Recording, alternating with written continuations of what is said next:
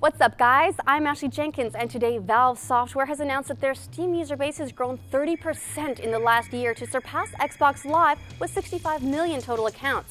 And they're still gunning for more growth with their upcoming Steam Machine program and Seattle-based developer conference.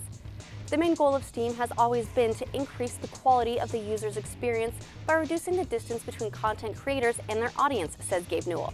As the platform grows, our job is to adapt to the changing needs of both the development and user communities. In the coming year, we plan to make perhaps our most significant collaborations with both communities. The Steam Machine project will only continue to help as Valve invades the living room with PC games and begins to compete directly with consoles for a share of the couch gaming audience. They have a beta planned this year in which they'll provide 300 prototype machines and controllers to a lucky selection of Steam users, with the plan to roll out Steam Machines in a big way next year. Earlier this year, Microsoft's Yusuf Mehdi announced that the Xbox Live, widely considered the benchmark in user base, had grown 15% in the last year and passed 46 million total users. So, good job, Steam. Next, Wii U continues to struggle as Nintendo posted a $187 million operating loss for the last 6 months, but their situation is improving. They did post a gross profit, and the negative operating costs are due largely to Nintendo's push in advertising to interest more consumers in the console and research and development on new software. Sales are also improving. Not great, but getting better. In the first quarter of this reporting, they only sold 160,000 units worldwide, but in the second quarter, numbers nearly doubled to 300,000, and they may continue to climb.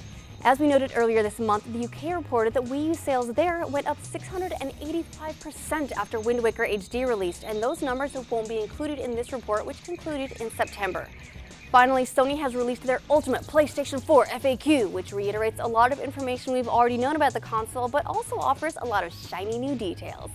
As we reported earlier, their Day 1 update will add most of the game capture sharing and online functionality. What it won't include is sleep mode, internet controller sharing, or wireless stereo headset support. Those features will come later. It also won't include an option to share to YouTube, and streams to Twitch or Ustream won't be archived. External HDMI-based game capture will also require a future system update to function and won't work at launch, all of which comes as a bit of a blow to aspiring streamers. On a brighter note, cross-platform play between PS3 and PS4 is technically possible, but it's entirely up to game developers as to whether that's a supported feature, and no known games are doing that at this time.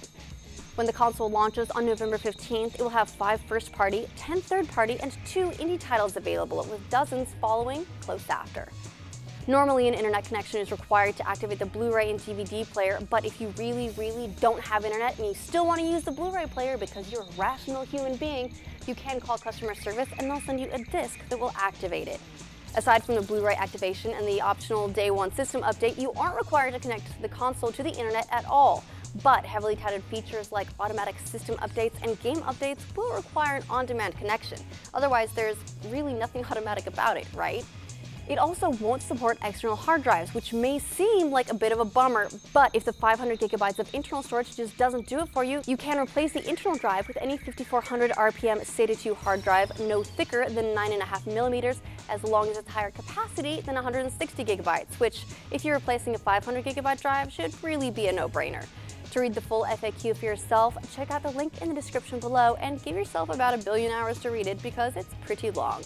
And that's the news today. What do you think of the new information Sony revealed about the PS4? Are you more or less convinced that it's the next-gen platform for you? Let us know what you think of today's news in the comments below. Then check out roosterteeth.com, where we'll chat about what we think of all this in our gaming podcast, The Patch.